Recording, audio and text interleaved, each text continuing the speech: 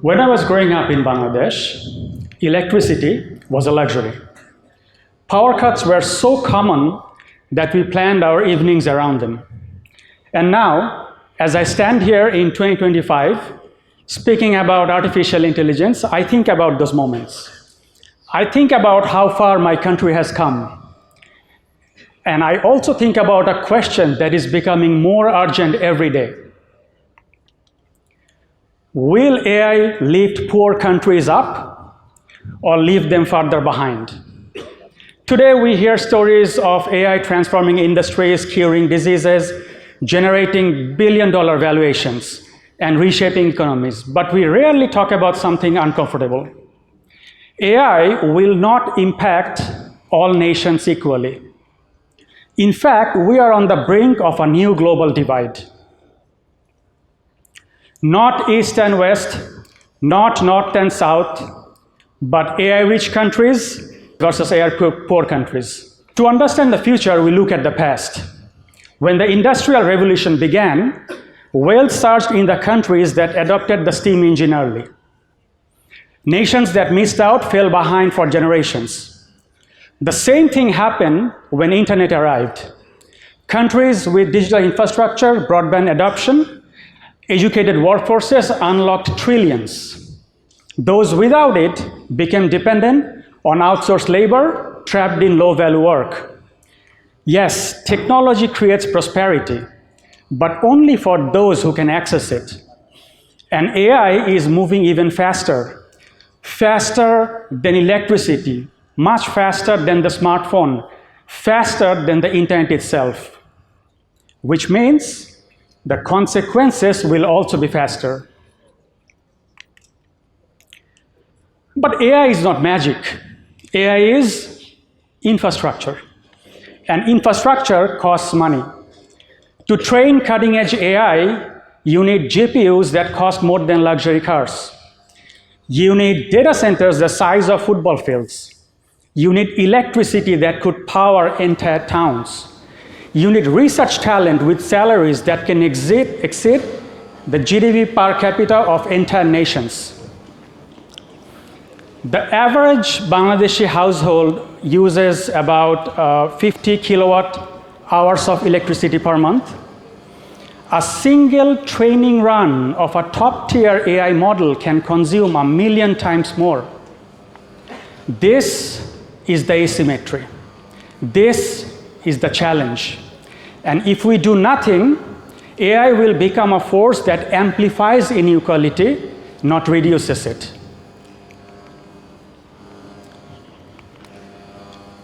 The world is heading toward a divide that few are prepared for. On one side will be AI-rich countries, nations with compute power, data pipelines, talent density, innovation ecosystems, and capital.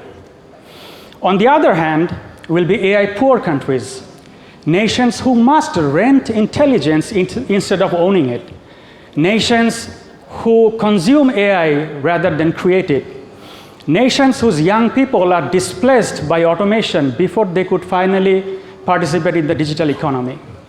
This is not science fiction. This is happening right now.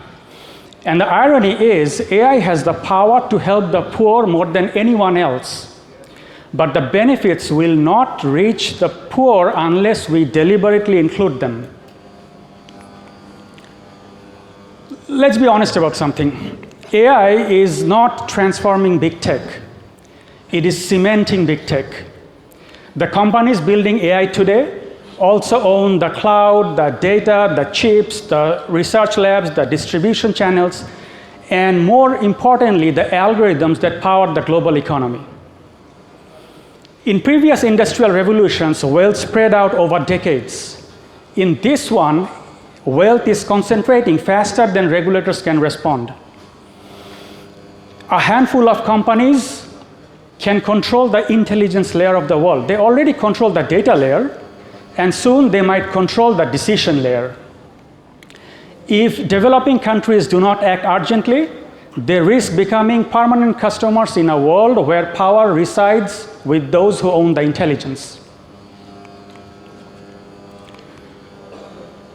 But AI is also the first technology in history where a developing country can leapfrog.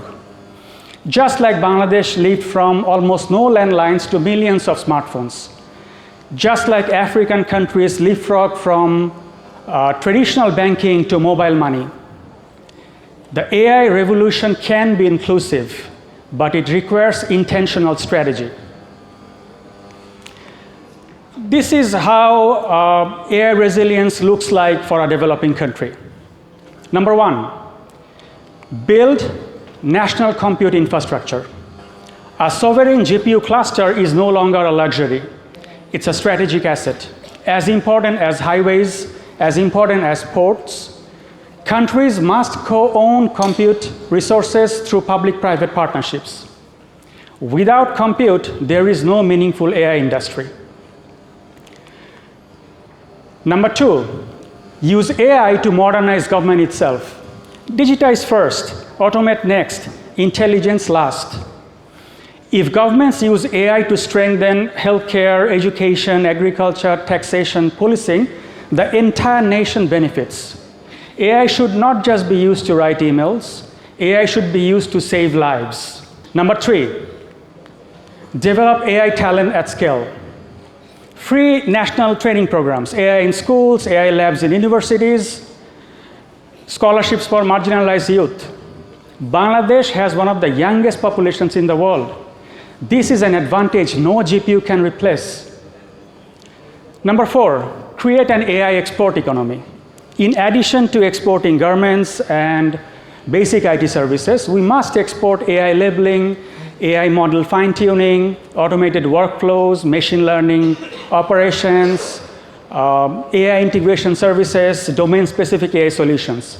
This is how countries earn foreign currency in the intelligence economy. Number five, establish ethical data frameworks. Poor countries hold tremendous untapped data.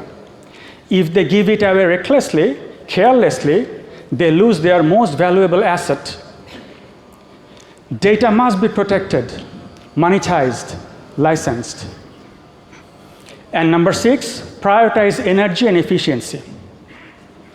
AI requires power. Developing countries must invest in renewable energy, specifically for compute infrastructure. Solar and wind can power the intelligence economy. This is how a developing country like Bangladesh becomes not just AI ready, but AI resilient. In the next decade, every nation will fall into one of two categories. Countries that produce AI and countries that consume AI. The producers will shape the world. The consumers will adapt to it. Which side will the poor countries stand on? That depends entirely what we do today. Not tomorrow, not someday, but today.